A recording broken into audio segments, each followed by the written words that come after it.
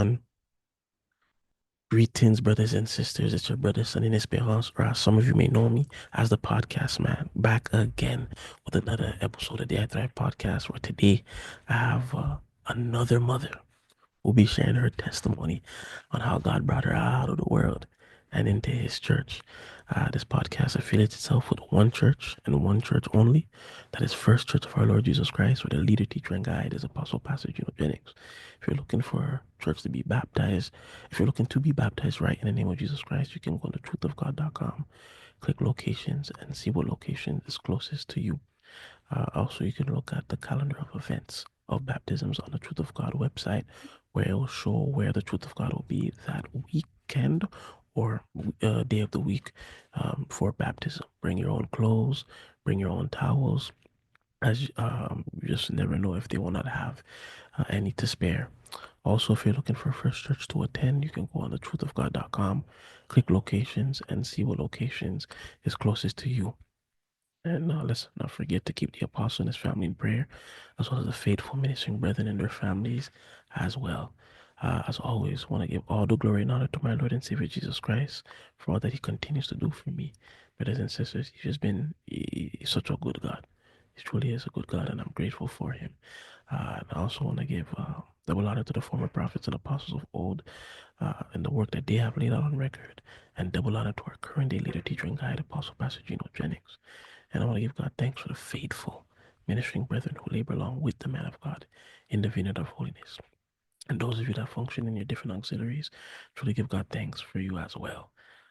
Stay tuned for updates and announcements as they are going to come up, regarding, things for the Man Up program, how the Lord filled me with the Holy Ghost testimonials as well. So stay tuned for all that as it will be coming up, Lord willing, in February. As always, brothers and sisters, do not forget to keep me and my family in prayer as I do the same for you all. Now, I'm going to get out the way. We're going to introduce you to guests this afternoon. We have Mother Edwina Pope. Uh, uh, Mother Edwina Pope will be sharing her testimony on how the Lord brought her out of the world and into His church. Mother Edwina, you're in Philly or Alabama? Thank you, Brother Sundin. First, giving highest honor to our Lord and Savior Jesus Christ, to the prophets and the apostles of old. Double honor to our pastor, Pastor Gino Jennings. Greetings to everyone. Greetings to Sister Peggy across the pond. I'm Mother Edwina Pope, originally from Mobile, Alabama, and now I reside in the Philadelphia area. And I'm delighted for this interview. Wonderful, wonderful. Well, thank you very much, Mother, for taking the time to come on and sharing your testimony. I'm excited to see what we're in store for this afternoon. Brothers and sisters, let's pay attention and see what the Lord has done for our mother. Let me get out the way and put Mother in the way. Mother, tell us, how did God take you out of the world and into His church and start all the way from the very beginning, all the way back, all the way? All right, that's a good question to start with. Number one, I come out of a family of three preachers. My grandfather was a preacher, my uncle was a preacher, and my brother was a preacher. So I come up in holiness. I come up the old-fashioned way of holiness. I learned about Pastor Jennings from my brother that was driving an 18-wheeler. He was that was his job, going all over the United States. And so he heard about Pastor Jennings coming out of Wheeling, West Virginia. And so he told me about this young preacher. Well, he thought he was an old man, like a lot of other people did too, from his voice. Sound like an old man, and I did too. And so at that time, I was attending another church. And so my brother kept insisting, you need to leave that big church and follow Pastor Jennings because he's teaching the truth. But I was caught up in that old way of being in false churches, we'll call it that way, because I've been in all my life. And so I said, "Oh, I'll listen to him sometime. I ain't got time. I was busy. I had my briefcase and doing my Sunday school stuff, teaching stuff I didn't even know and nor understood until I met Pastor Jennings. So one day I was on my lunch break, and I said he gave me the station to listen to in Mobile to pull him up and all that. I think it was WGOK,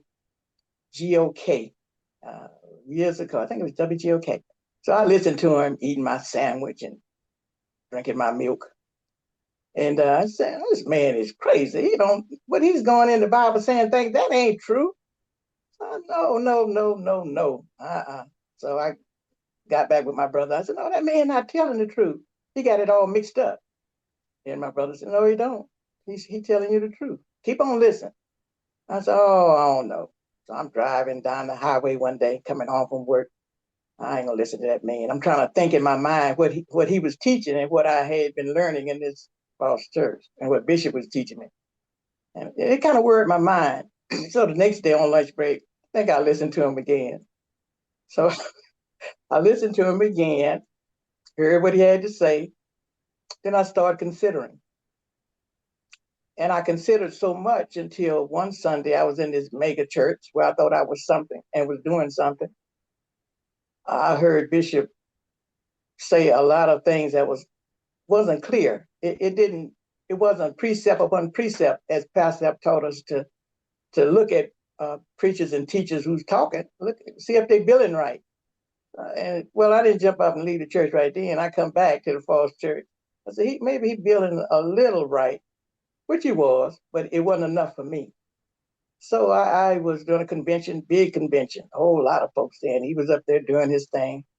And so he was teaching on Melchizedek. And he never said who Melchizedek was. He never did. It was like he just made up stuff about Melchizedek. And I said, well, no, that ain't what Pastor Jennings was teaching. No, no. And so I just got enough. I got my briefcase and all my other stuff I had all in there. I walked out. Didn't come back, but the bishop had different ones to come to the house to encourage me to come back because I was following a wrong person, the wrong preacher.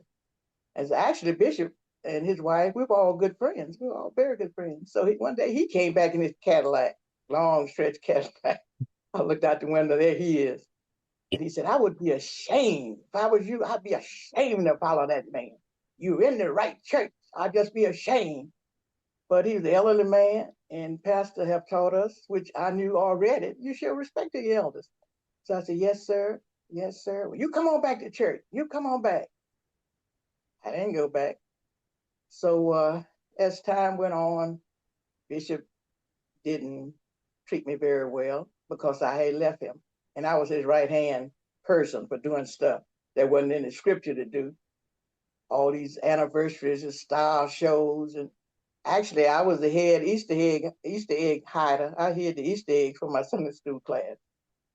And I also had the money in the gold egg. It was so much fun. But Pastor just crashed all of my thoughts about Easter and Christmas. Because Christmas, I did my thing with Christmas. I had the beautifulest tree on my block. And my yard was also decorated, real beautiful. And he just crashed all that, all my bulbs, all my trees. I couldn't do that no more.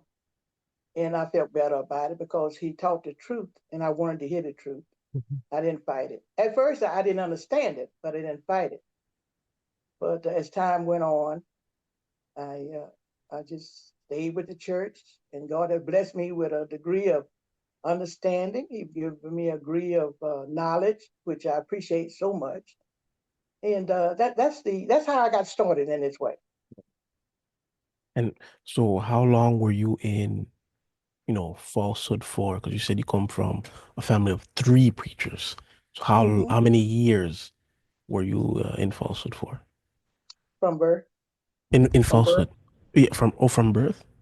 From birth. I come up in the church. I come up with my uncles and my granddaddy and my brother.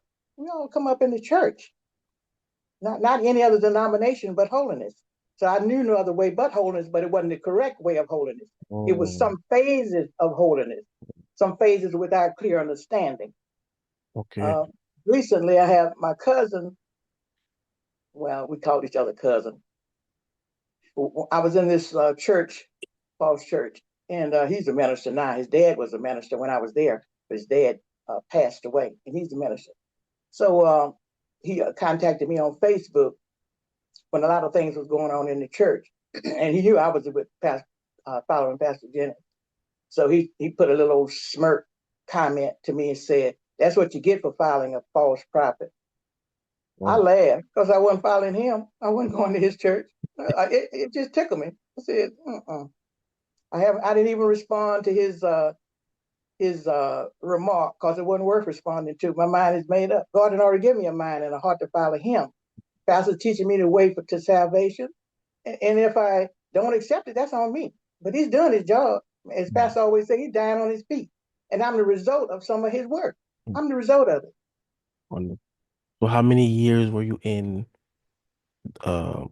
before until you left to go follow Pastor Jennings? How many years were you with the bishop you were with before?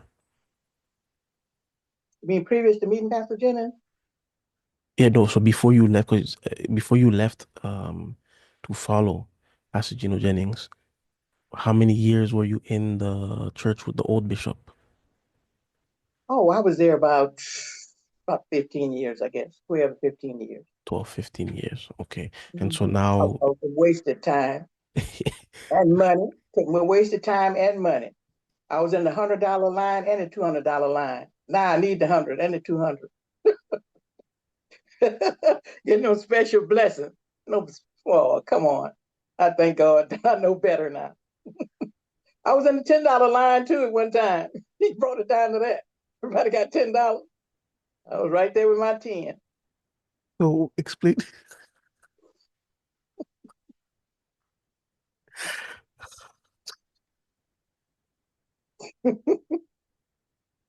Yeah, yeah, yeah. Oh, Yes, yes, forgive me, yes. forgive me, saints, forgive me. What a you're funny with it. I'm funny with the truth. So tell us, explain to us this 100, $200 line, $10 line. What was that? Get a special blessing. Special blessing. Whatever we desired. If you need a house, a car, whatever. Money, whatever you need. He was feeding on the emotion of the sisters and the brothers too. He's feeding on the emotion. So yeah, Um, that's what I did. And he brought in young brothers that run revivals for a week, 2 week revivals, 3 week revivals. One thing that I remember, Bishop had us on the 40-day fast. I think he had that beginning of the year for 40 days. We had to go into the temple and pray where people came in with pillows and blankets. And then he would lock the door for you to pray and fast. And he would have a sheet over him in the pulpit praying. And those that was had infirmities, maladies in their body, they would cut a piece of the sheet and wear it. Now, some of the saints during that time said that they were healed because of that, but I never did get to that. I never did. I was never drawn to that. But yeah, they would cut the sheet and little pieces, and he probably sold those pieces. Since I'm thinking about it now, knowing him, he probably sold them. But I don't know about that. I'm just yeah. speculating on that. Mm. And Wow. he had us to do the Lord's Supper. We did the Lord's Supper I think it was every first Sunday we did it. And he had the sisters serving he would pour the wine, well, it was grape juice, in the little cups and saltine crackers and break them up. And the mothers would serve it along with him. I didn't do that. Only thing I did was help with make sure the tablecloth was white and lace Yeah.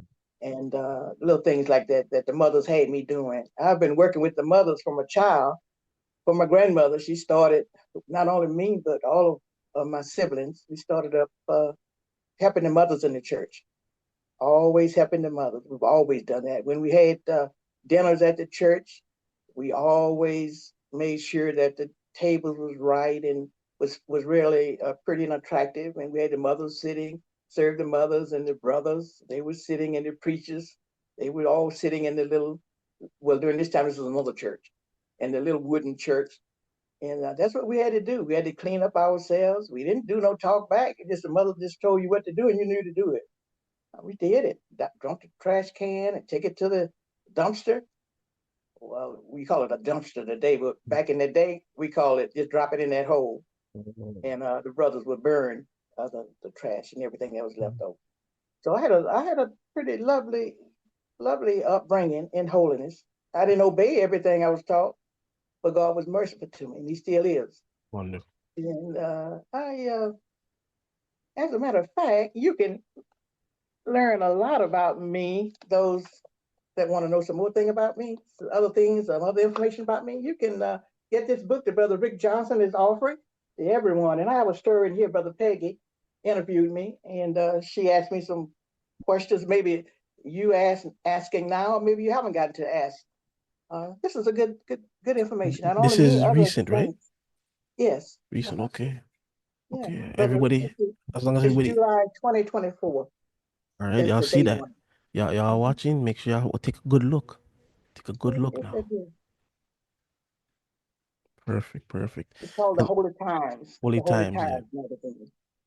Yeah. Pastor announced about it, and Brother Rick has announced about that. Yes, The yes, book too yes. has a valuable information about the saints from around the world, not just here in the United States, Yeah. in America, but from around the world. Yeah, yeah. Truth of God Times, brothers and sisters, you can even follow them on YouTube as well and Instagram and Facebook. Truth of Yes. God Times. You have magazines of there's so much stuff that's in there. Go ahead, Truth of God Times. Truth of Mm-hmm. God Times. I'll say it again. Truth of God Times. Mm-hmm. But moving along, so now that you have come with PJ, what year was that?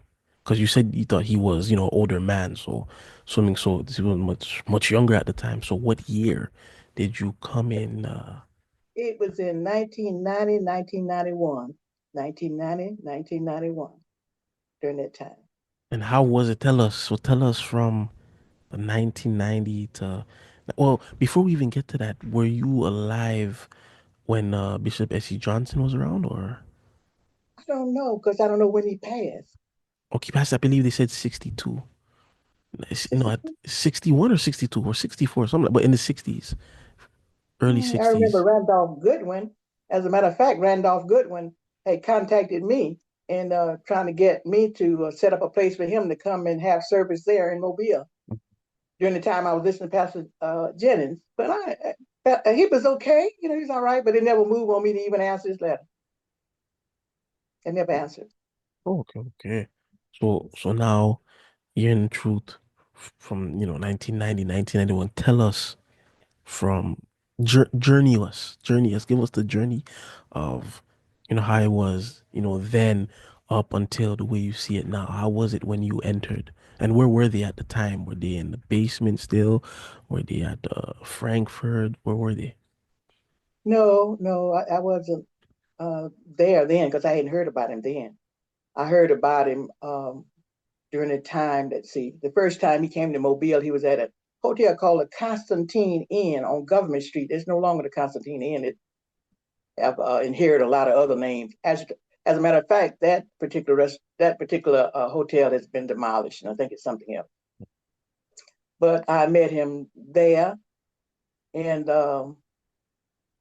when I first entered the ballroom there, they had reserved. I'm just sitting there waiting for. We were having, singing and everything, and I'm looking around. Remember, I had just come from this falls church, right? I just come from there that afternoon, so pastor's meeting was like 7 o'clock or 7:30, like that. So I didn't go back to my falls church. I went on to hear what he had to say, because I was excited that he was coming to Mobile, and that was so many Mobilians that turned out, so many of the upstanding preachers from all denominations. They was there. They come in with their Bibles under their hand, under their Under the arm. armpit, yeah. As Pastor said, walking in looking like Johnson, walking like stepping like Johnson. stepping like Johnson. And Pastor asked, for questions, and about all of them with them big Bibles and them big DDs. They didn't answer not one question. I'm sitting there observing all of that. But back to me coming in, I didn't go back to the false church. I came to hear pastor, so I had on a raw blue sweater dress, and it was tight. As a matter of fact, Bishop commented on it a number of times. I think I had on I think I might have had on an ankle bracelet. I'm not sure, but I wore a lot of jewelry because I love jewelry. I love jewelry. Loved jewelry. I still do, but I just can't wear it. But I'm sitting up there, and my husband was with me too, and my husband didn't go to church that much. He was Catholic, but he said he was Catholic because he drank wine with the priest. The priest allowed him to drink wine, so that's why he was there. So this other church I was going to, this false church, I was on program, I think, and my husband said, "Baby, I'll go with you." And I said, "Okay." I was happy. Okay. And so we sitting in church, and he said, "I said, how you enjoying the service?" Baby, please, don't ask me to go back to that church. I said, "Why not?" He said, "I see them saints in the club at night." I said, "No, you don't." He said, "Yes, I do. All that shouting and walking up and down." He said, "No, I ain't going back there." So, but I hurt my heart because I said, "Well, them saints, and you talking about them like that?" But my husband was upright. He gonna tell me the truth. And so when I heard about Pastor Jennings, then he started listening to Pastor Jennings. Oh, when I got ready to go to the service, when Pastor would come to Mobile, first my husband didn't go with me at first. He would just listen to those tapes. He would just listen and listen. And then one night I'm getting ready to go to hear Pastor in Mobile, and I heard him in there dressing. I said, you going to church?" He said, "Yeah, baby, I'm going with you." And I said, "Okay, okay." So I'm getting ready, and he in the car. He done dressed so fast. He done got jumped in the car and beat me in the car. So I said, "Okay, all right." So we went on to church and enjoying ourselves. And well, let me go back before that time. So Pastor was talking about how you're supposed to dress in holiness, and I felt condemned because I had on that nice, beautiful, raw blue sweater dress that fit me just right.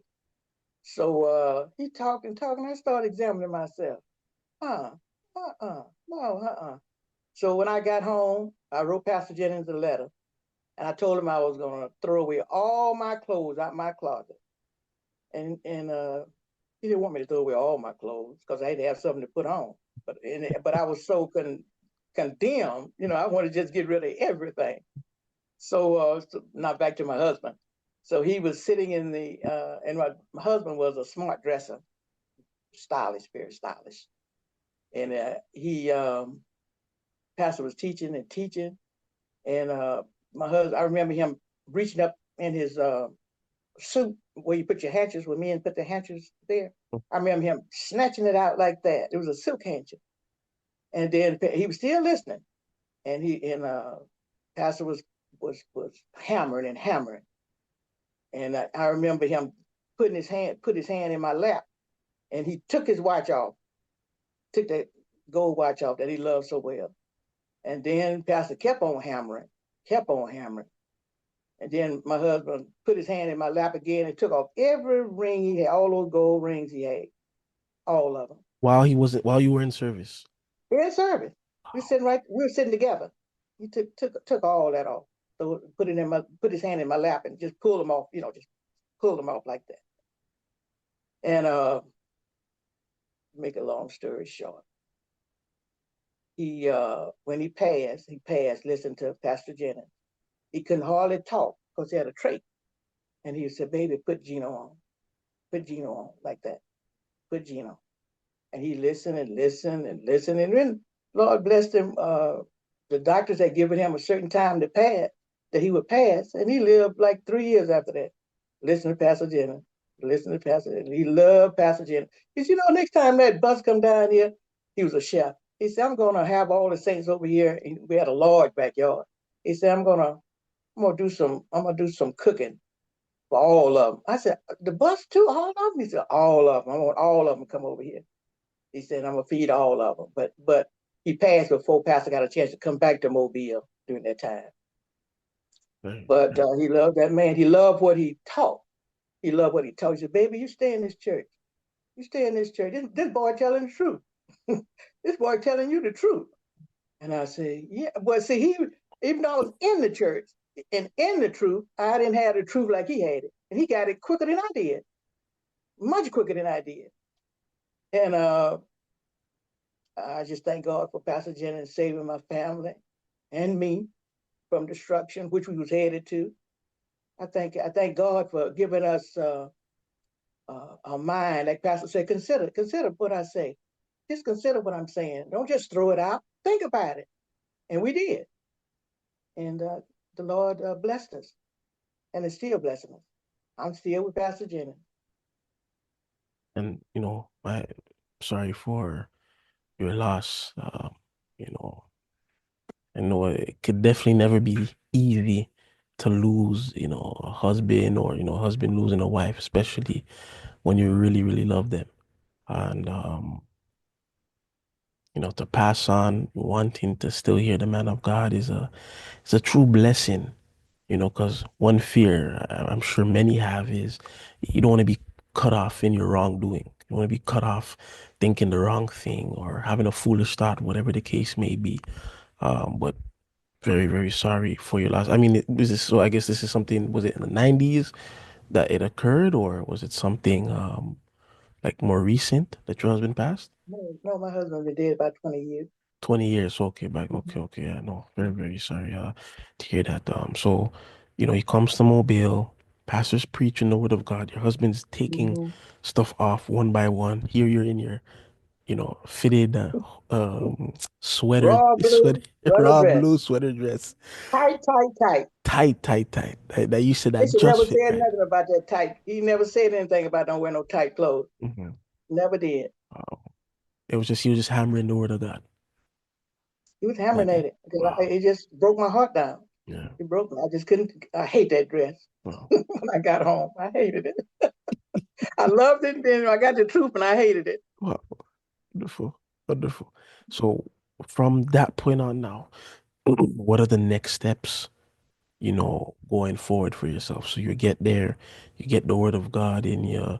Um, Tell us the journey of from that point on now. What was the next phase of the TOG? Well, the next phase is there's so many phases, so I'm not going to go to all of that. That's another time. But once you want to do right, and once you hear the truth, and God give you the understanding, you think everybody else got it too. But I made a mistake in my thinking. Um, I was thinking that everybody in church was listening to what he was saying, and they was accepting the truth, and they was practicing what he was teaching and considering what he was teaching. I just assumed, I just thought that was the way everybody reacted. But sadly enough, I found out it wasn't true. Um, every kiss is not a kiss, a holy kiss. Every hug is not a holy hug. Every greeting is not a holy greeting. But you got to make sure you got it. Yeah.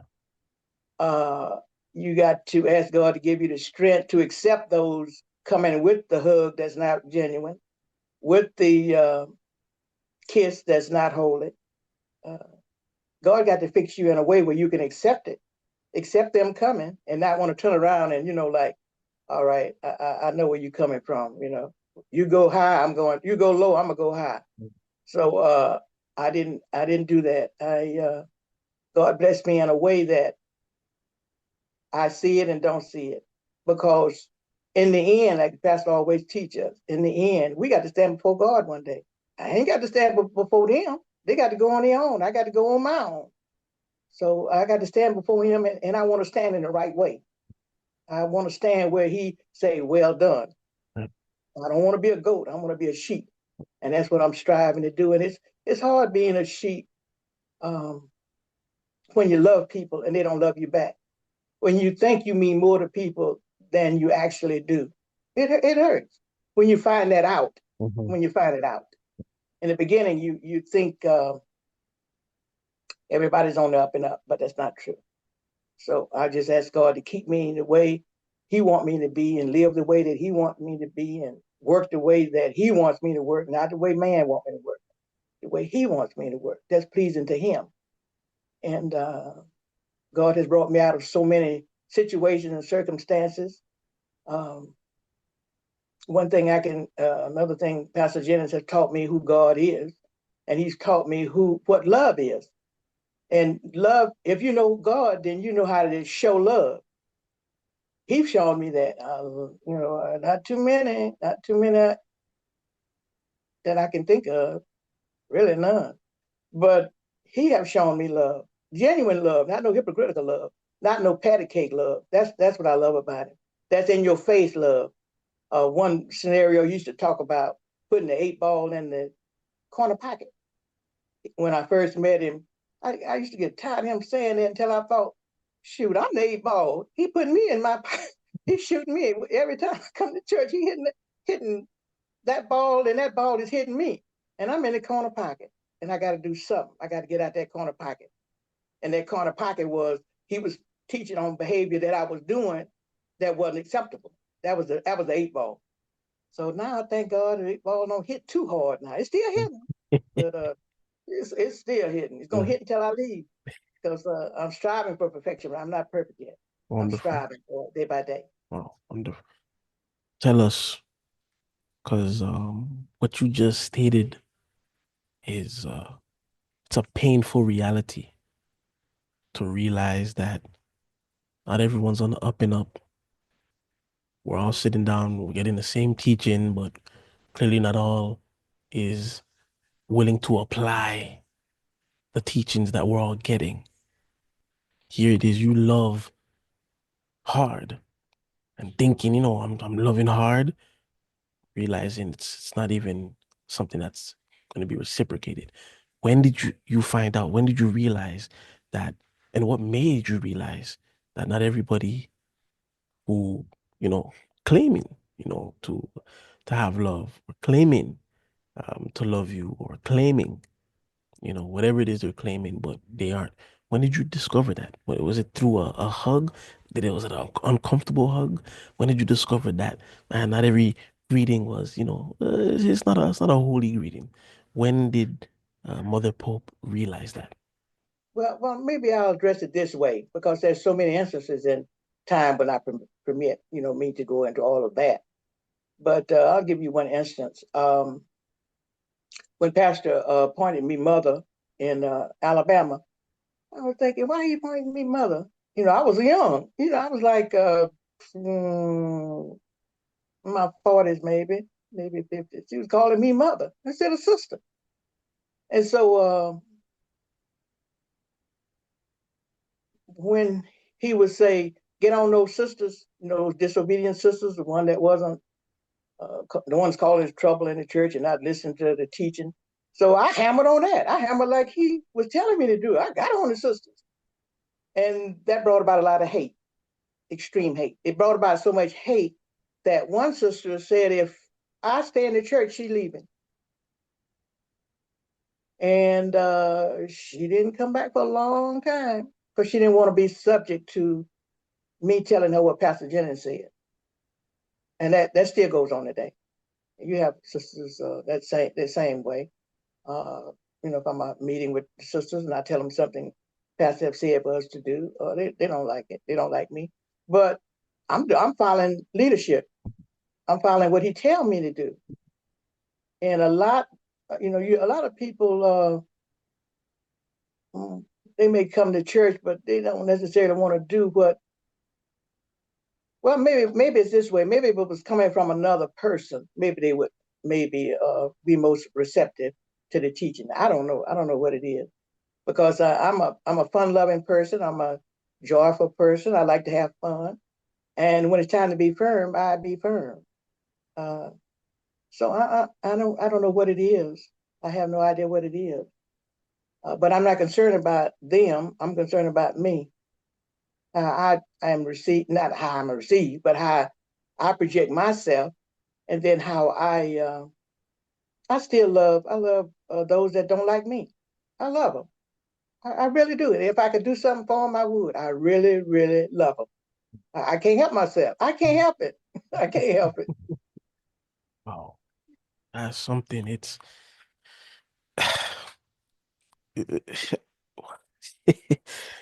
just thinking about it, it's tough.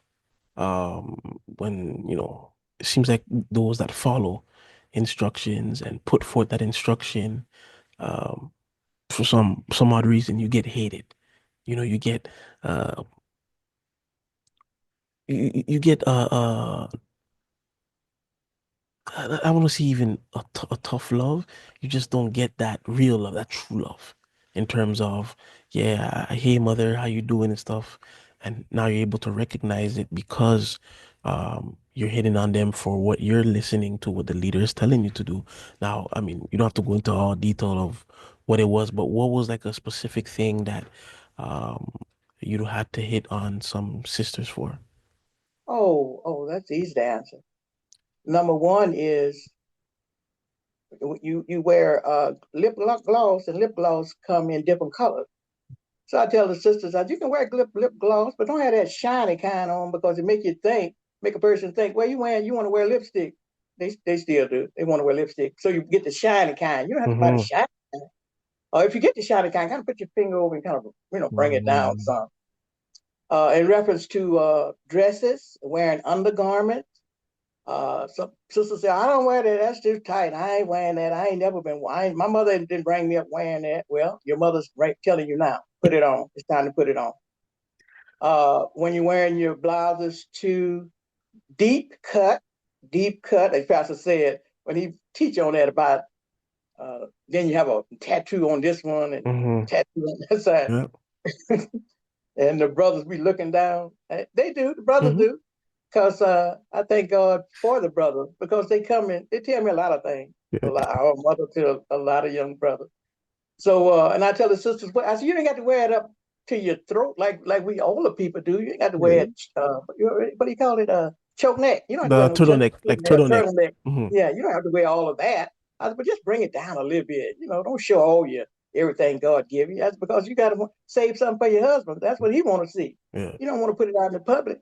absolutely. And undergarments, the sleeves. Of course, the seasons change, and I think Pastor may have given us some leeway on that. I think we can wear it a, a little shorter now.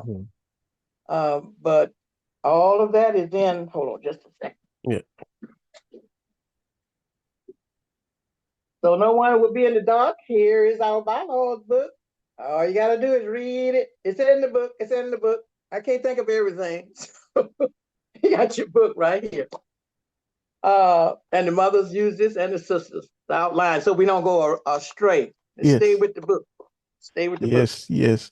And for those who seen what this book is, no, it's not another Bible. It's not something invented of. No, it's because as this church grows and so forth, it has answers in there with scriptural references. So if sisters want to see how is it then I should dress as a holy woman, you can go to the Mm-hmm, bylaws, and the bylaws, mm-hmm, and listen, the apostle cares for us so much. He made sure that there's pictures in there. There's literally pictures in there to show you what not to do. I mean, of course, we can't go to crazy extents of what not to do. Y'all know not to come in church with no bikini and all that stuff. We ain't gotta put that in the we don't have to put that in the bylaws to say, hey, don't come, don't come, can't be going out like that, right? But it's there for you and for for the saving of your soul, mm-hmm, So it's thank you for showing that, mother, and um, I mean, it's a lot of people, and maybe you could even let us know the difference you see in today's youth, maybe versus back then in your time. Some just don't want to listen. I feel like my generation, it's very hard headed, very like me. I grew up, I was not allowed to ask my parents why. If it was, son, go scratch the wall, why? mm-hmm. I couldn't say that, especially to my dad. especially to my, it was, all right, I'm scratching the wall. All right. So, and what my mom would do as well, because my mom, she was a bit, we tried to get away with more things with, mom.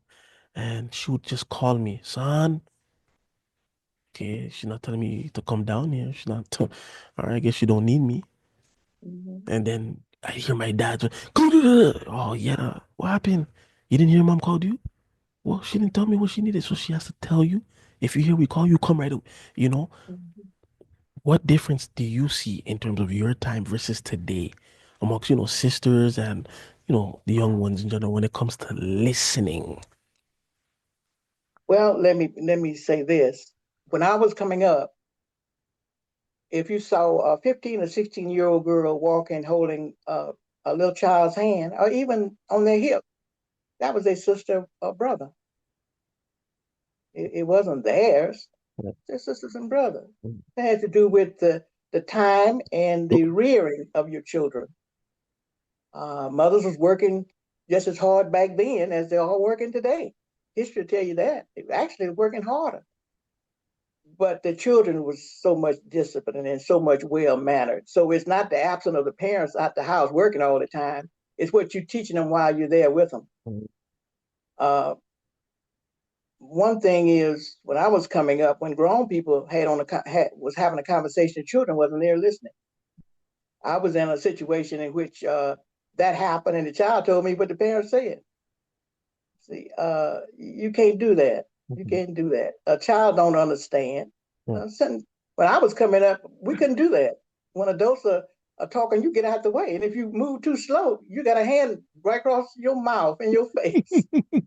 So we knew to get out the way Yeah. through that training. Mhm. So you got to you can't be too loose. You got to some sisters are waiting on a husband. They can't get no husband. I'm gonna tell you something real funny. Different sisters would say, I'm trying to get me a husband. I can't find a husband.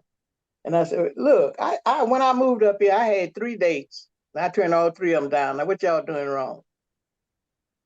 Mhm. Some of y'all doing wrong. Mhm. I turned them down. I had three. Three want to take me out for coffee. I got a coffee pot. I can make my own coffee at home. I don't need that. Let's go out to dinner. I don't need to do that. I can cook. Thank you very much. I don't need no conversation. See, I see when I was married, I had a man. Yeah. I didn't have a boy. I had a Mm. man. He was a Mm. full man. When Wow. he said something, he meant it. Mm. And I knew he meant it. I Wow. know once as my husband was a chef, on shore and offshore. So he was on a ship. Sometime he was on a ship 8 months, something like that. While he was gone, I had my freedom. Me and my I had two boys at that time. Mm. My oldest son died, so I was used to having my own time, my own money, going where I want to go, come where I want to go.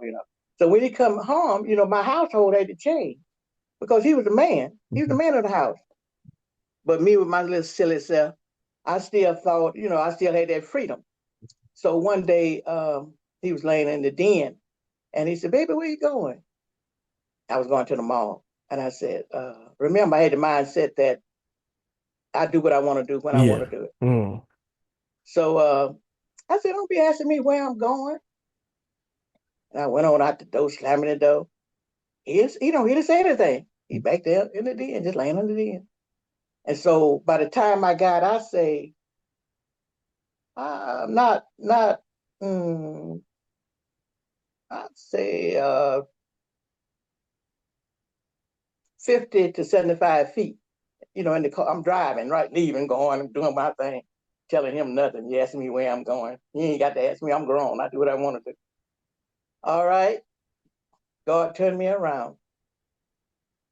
I come back home and fell and with tears to tell him I'm sorry. I shouldn't have did that. I shouldn't have did. Remember, I'm listening to Pastor Jenny during that time too now, Yeah. right? Okay. Yes. And I said, I'm sorry. I did wrong. I should have told you where I was going. And with the kindness of him, he said, "That's all right, baby. I understand." That just tore me up. I didn't want to go to the mall no more. Mhm. I didn't want to do that. Oh, I didn't want to that's get no beautiful. dress, no shoes, nothing. Because that love for him just that's the love that Pastor was teaching. That's what he did, and that's what he showed me. He showed me, and it just broke my heart. I didn't go. Man, very sorry to hear uh even than the passing of your son. When I hear that, because being a parent now, it's a whole different perspective. Something I wouldn't ever want to, have to live. So I can't imagine, you lose your husband, but a son as well. That's and these are not easy things at all. But tell us more about your husband, and because a lot of these sisters, some of them they don't know what a real man is. They just don't know. Some of them don't understand in terms of what to look for a real man. It's like it's this immaturity. Mother, I need him to be tall, dark skin too. Like, mother, he has to, be clean, of course. And it's just like, yeah, that's enough for me. That's pretty much it. What's a real man? Mother Bob, tell these young sisters, what is a real man? Tell us about Uh, the real man you had. well, my husband said he prayed for me, but I never prayed for him. But prayed for a woman like me, but I never prayed for him. And when I met him, I was already engaged. Let's see how many rings I had. I had 2 rings, engagement rings. And my mom said, "You can't do that. You can't be wearing all these engagement rings. You got to make your mind up." Mhm. But my husband, he he hadn't been in truth all his life, but he was a man in the sense that the house that he come up in, there was a man there that had strict rules, Mhm. and you had to abide by them. And a man looked for a woman to be not somebody he can walk on, no, not that, but a woman who respects him. Uh, and you got to respect him and honor him. It don't make any difference if you work and he work. Well, he's working and you working too, and you can't do this and I can't do that because I'm tired when I get home. Okay, I always say, other women work too, but they ain't tired because they know what they got. They Mhm. got a husband. They got a man that look out for them and protect them. They got Mhm. that. But first of all, you got to make sure you marry the right person. Mhm. Number one, just because you see a person, a man that say, "Oh, that's the man I want to marry," well, that man may belong to another woman. Yeah. In this sense, he may not be married legally to another woman, but out in the world, as a woman that he's more attracted to, like him, that's the woman that's for him, not you. But you have to be careful. You have to ask God to help you to find one, but don't you go out finding it. You just do what you're supposed to do. Live a holy, clean life. Be obedient to your parents, because the husband, a man, observed that too. And I've experienced this. One brother didn't marry another sister because of the way she spoke to her mother. Mhm. So you have to. It's so many facets of life you got to connect, and that connection began in the home with the man, with the man that laid down the rule, and you got to obey it.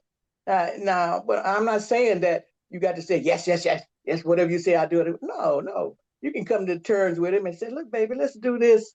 I think this is a better way." And if the man got some kind of good understanding, yeah, consider what you said and say, "Yeah, that may just work. That Mhm. may just work." But it's your communication and the way you communicate. Don't go to her. Listen, I want you to do this. You can't get that. The man ain't gonna pay you no attention. So, be sweet and love it and look cute when you're talking to her. Have your hair fixed, be looking nice dress up. Now in the house, you can wear the low cut blouse.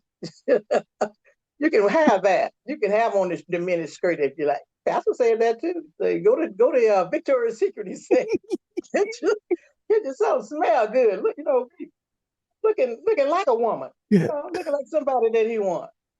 Go to him that way. You Yeah. don't have to, have no rag on your head all the time, Yeah. scarf tied all kind of way like you're coming out of cotton field. No, look pretty for him. Look Uh, pretty, and you can do it at a dinner with your candles on the table. mhm. The sisters do a date night now. That's a good way to do it too. On a date night, while you're out just away from the children and it's Mhm. quiet, then you can talk to him in a sweet way, Mhm. not a manly way, not a Mhm. demanding way, Mhm. but talk to him sweet. So tell us the importance of just having that man in the house, because from what I've seen today in my experience, a lot of times, first of all, a single mother could only do so much, but talking about those married, it's like the women are becoming, the wives are becoming the men, and the husbands is like, just flamboyant. What's the importance of having a man in that house who lay rule for his family to succeed, especially his, children as well? Well, I heard Pastor talk about these men don't have a backbone. So all of us come out of families. There are men, maybe the husband, father didn't have any backbones. So we learn from our parents. Uh, maybe the man is so important in the family, in the structure of the family, because the rule, he lays down the rule, not her. She followed the rules through communication and understanding. But that the man is the backbone. He's the spine. He has a spine. Some act like they don't have a spine, like they gave it over to the wife. You have Yeah. the spine, but that ain't the way it goes. You can't be like that. You got to stand up. It all goes back to the family. If you the man in the house is weak, your children are gonna be weak. If you got a Mm. strong mother in that house, see, my mother was a strong woman. Maybe I inherited that from her. Maybe I know I did. And my grandmother was a strong woman. Now, my grandfather was a very strong man. He was a preacher, very strong. He was so strong until my grandmother didn't have to work. Uh, they call her Grand, Grandc, ABC, Grand C. Her maiden name is Cephas. She was grand because when she had a carriage going down the road, uh, going wherever she was going, the neighbors called her Grand C. All she think they was jealous of her, really. They Mm. was jealous. Grand C. So she was and she was obedient to her husband. That's why she was able to ride like she rode, sisters. That's where she was obedient to her husband. Get that? She was obedient. She did what he asked her to do. And he was a hardworking man during those 1800s. Um, the man is the most important thing in the family, and then the wife supports him. And how does a woman fall into that obedience consistently? Because that's another thing with today. They feel like they can talk to the man the way they want, or it's like it's really like they run the entire house. Like as if you just wonder, does this man know how to spell backbone? Did he just like what? So how does a woman cater that obedience on a regular basis, and how does one cater it on that regular basis? Being humble in your marriage is not a negative word. It's a positive word. It's not negative. Through being humble, you're able to get what you went after or what you want. But you got to know how to be humble. You got to know how to be respectful in talking to him. Uh, love, you got to love him too. Don't love him for what he give you, but love him for what he can't give you. Once you understand that, then you understand how important he is in the relationship. Hey, beautiful. That's beautiful. I hope y'all caught that. So pretty much, it's here, honey. I may not be able to get you a Cadillac or Mercedes or whatever the case is, right? This is what we can do for the time being. She needs to learn to that. Well, I didn't marry you for you to give me a Cadillac. If you give me one, I appreciate it. But I love you for whom you are. I love you for what you do, and I appreciate you. Which leads to the next question: how does one love their husband? Is it through "Hey, honey, I love you"? Is it through a little rub, shoulder rub? Is it through how does one love her husband? That's a good question. That's a good question. How does God love us? How does he love us? Unconditionally. We're not worthy to be loved. When Pastor taught about in the scripture about we're less than nothing, boy, oh boy, that went home to me. And he said one minus zero from zero leaves zero. So ain't no number after zero. So we're nothing. But God loved us. So your husband may not be the perfect example of what you want, but you got to love him.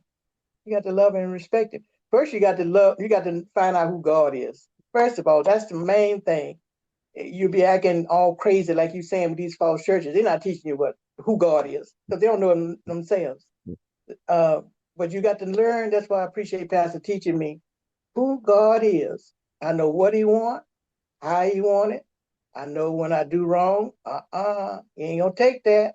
He's not taking that. When he come back, I can't say, well, I really didn't understand what Pastor was teaching. Nobody don't want to hear that. No. If you don't understand, ask questions. But you do understand you want to be rebellious. You want to do your own thing. So when God come back, rebellion can't be found in me. Love got to be found in me. The love that went on the cross. The love that pastors died on his feet to get us to see. That love that's got to be in you. Can't put it in you. Everybody didn't accept Jesus. Everybody didn't. They turned around and went back. No, this way too straight. So, well, pastors teaching, they said, well, but they get mad with him. Actually, they get mad with God. They're not getting mad with him because he don't care. He often say, if he wasn't in that position, he'd be on the beach somewhere, listening to some jazz, and lay it back, enjoying life. But he can't do it because God loved him so much that he won't allow him to do that. He allowed him to teach us this love that he has for mankind. And so unless you're sitting in the church going to sleep, you ain't gonna hear that. You ain't gonna accept that. Can't go to sleep, can't be eating in the church, you can't be distracted in the church. All that walking, so much walking in the church, so much walking in the church. How you gonna listen? How you gonna learn? Go to the restroom before you get to church. You got to find out what's important in God's word. What's important for you? It's not important till you keep walking. But if you really want to change your life and really want to be obedient, sit and listen and try to understand. We have local teachers that will help pastor to help you understand. But you got to want it for yourself. Whosoever will, you got to want it for yourself. I can't make you want God. I can't make you want to love me the way God said for you to love me. I can't make you do that. Only God can do that. And you got to have a willing mind to want to do it. And I think, did I answer you? no, that's wonderful answer, and of course for some women it may be tough. Some it may be easy, and I find it may be tough for some women to love their husband unconditionally because maybe they realized this is not who they wanted to be with, or whatever the case may be. So it brings me to this question for the young sisters in this. I'm talking because like yeah, back during the time, yeah, 90s, maybe early 2000s. Like how much youth was there in First Church compared to what you see today? Oh man, innumerable, innumerable, innumerable. It's it's mind-boggling. That was a time in the beginning where you knew the children's name, but it's too many now. It's too many. It's worldwide, and you can't. It's like the sands of the sea. Can't count the sands on the sea. It's so much. I love the children in the church. I love those mothers that are striving to bring their children up in the right manner. The main thing is the children are watching you in the home. So you can't jump and shout in church and go home and talk about folks in the church. Can't do that. So the children are observing that, and they will tell it. Uh, you, those mothers and those brothers and those fathers that striving to live right and bring their house up right, I admire them so much because it's a job. It's a job to do. And children that are so mannerable and respectful. In the day, way back in the day, you didn't step on a mother's foot and walk on by and don't say anything. You didn't walk in a room and the mother standing up and the mother standing up and you sitting down. The parents didn't have to say anything. The child just knew to get up and give it Yeah. to the elderly person. Not today. the world has the God's word has not changed, but the world has, and the world is in you. It goes back to the man of the house. Got to be a Mm. man in that house. A man. I think. What's this guy named? A rapper. 50 Cent. Yeah. 50 Cent said that you can't. See, you know I knew 50 Cent. Uh huh. 50 Cent. 50 Cent said a woman can't be a man. She can't raise a boy. Ah. A woman can't raise a boy. Take a man to raise him. We know so much about our children, but it's something in a man that know more about that boy than we do because God didn't put it in us to know that. He it's so complicated. Yeah. Sometime it's complicated. Mm. So what does a parent need to do to bring that child up in the way they should go? Like I'm talking about within the discipline now. What are some ways, parents can, make sure that this is a house where that discipline is there? Because that's another thing. Like I used to have a youth program that I was doing until COVID came and all messed that all up. I would see some of the kids and I'm like, man, these kids is something else. Until I met the parent or parents, then you understand. Now I get it. Now I understand. How does and some parents just don't know how. They have the kid. Like I've literally here it is in grocery stores, seen kids. The mom says, "Put that back." No, why? Wait, Mm-hmm. what the heck? Like I'm talking about ideas. Like, Mm-hmm. she's gonna let the kid talk to her like that, like and the mom just stop it right now, put it. It's kids growing up telling their parents to shut up. Mm-hmm. Kids, literally, parents calling the kids and the kids saying, just hold on, I'm on my game right now. Hold on, and the Mm-hmm. parents just allow it. What does a Mm-hmm. parent need to do, mother poop, to not, when kids know that this person doesn't play around. Like, when yo, listen, like some moms, all they have to say, "Want me to call your father?" Mm-hmm. And it's like, "Oh, mama, my bad, mom, my bad, my bad." But then you have some kids, the mom telling, "Want me to get your father? Go get him. What's he gonna do? What's he gonna do? Just take my phone away? Come on, man, he's not doing nothing." And what parents don't understand, the older that kids get, especially the sons, they increase in testosterone. So now it's like they feel all macho, macho. I'm here. What's up? Mm-hmm. What's up? So what do parents need to do, Mother Pope, to, really, really put these kids down and really discipline them? You shooting some hard questions at me. You shooting it at me now. I ain't had time to kind of dissect all this. I'll give you what God give me. Yeah. Um, what kind of father was he in the home? What kind of father was he? Was he a disciplinarian or was he one that you're my brother? We all brothers. You my little brother. Uh, Go ahead. No, no, go ahead, go ahead. You could. Okay. And in reference to the child upset or being acting a nut in the store, not listening to the mom. How many of them? How many dads have you seen in the store where the child act up? If the dad taking the child to the store, he pushing the basket, that child ain't gonna act up because that dad is a figure of authority, and and the woman, she has an authority to some sense, but a lot of the parents today now want to be brothers and sisters. They don't want to be moms and dads. It's too much responsibility on them. So that I just be your friend. We be friends. Uh, One question you asked about how do you correct, how do you, Like, how do you, get onto that correction phase? Because some, it seems like they just don't know how. It's for them, they feel as though, like for me, and the beatings that I got when I was younger. But today, you always hear more over, I want to do gentle parenting. I want mm-hmm, to just relax. What does a parent need to do to really, mm-hmm, there's a saying we say in Creole, Haiti Creole, mettre compas sous tes garçons, mettre compas sous tes filles, meaning, you gotta step to that kid. Don't let that kid roll you. mm-hmm, Don't let that kid come mm-hmm. and beat you up in your own. Your parents are afraid of their kids. Sure are. How You're how, right. how, They are. how did we get They to are. that point? They How? are. I don't know how they got to that. I know and I don't know how they got to that phase if I had, more time to think on it. But I remember when you are raising children, you have to remember that you did some of the same things they did. And you have to bring that to their attention. You have to sit them down and let them know, look, I've been down that road.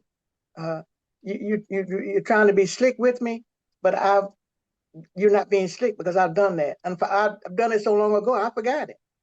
So you're not putting anything new. I know what you're doing. And get on that level with them. Let them know that they're not bringing nothing new to the father or to the mother. It's something they've already done. If a mother had a child and wasn't married, and that her daughter, she would sit and talk. She said, "Look, I didn't do like God told me to do. I had you when I shouldn't have. I wasn't married, so I don't want you to go through the same thing I did because it's hard." And Mhm, just be honest with them, and just mhm, tell them how hard it is, and say, "Now I can't make you obey what I'm saying. I can't make you obey. The only thing I can do is tell you what life holds for you. And you see, mommy, you see how I'm struggling with you.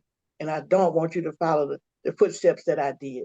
Don't be rebellious to me like I was rebellious to my parents. My parents, in some cases, my parents have done all that they know how to do, and they brought me up right. They taught me what's right. But no, I let the devil fool me. I let him fool me and say, I don't want you to fall that way. And children, the dad got to talk to them like that. Say, look, I've been there, I've done that. I don't want you to follow. And you can do all of that you know how to do, and you're not responsible for the results of that child, what they do, because you did your job. That's the way I would address that question. mhm. No, so pretty much, as long as that parent knows that they've done all they could with that child, you can't Mm-hmm. do nothing after that.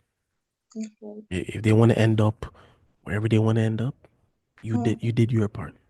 Yeah, you obeyed God and rearing him. Wonderful, Good wonderful. question. Good question. Thank you, thank you. I'm doing the best I can, as you can see.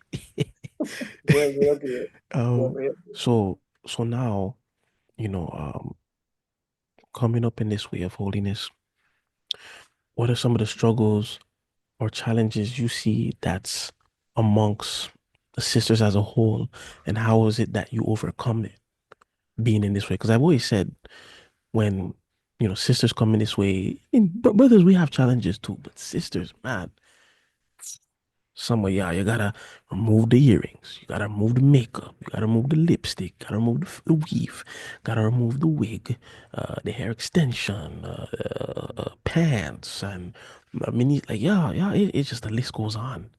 So how does, what were some of the common, challenges coming up in this way of holiness, and how were they overcome? The challenge is, do I want to be saved? Mm, Do I really want to be saved? Is this right for me? This may be too hard for me. You got to question yourself. Do I really want this? Do I really want it? And nobody can answer that but you. I can't answer it for you. Once you find out your answer, or you being truthful to yourself, once you find that out, it may be too straight for you. Maybe everybody didn't follow Jesus. You got to remember that when you're talking to different ones in the church. Some gonna be rebellious. That's them. That's not on you. You just do your job and leave that between them and God. Don't you step in to be God. Let God handle His work. He big enough to handle His own work. And pastor is nailing it. He's nailing it every time he's teaching it. So let them let them decide if this is the walk they want to walk.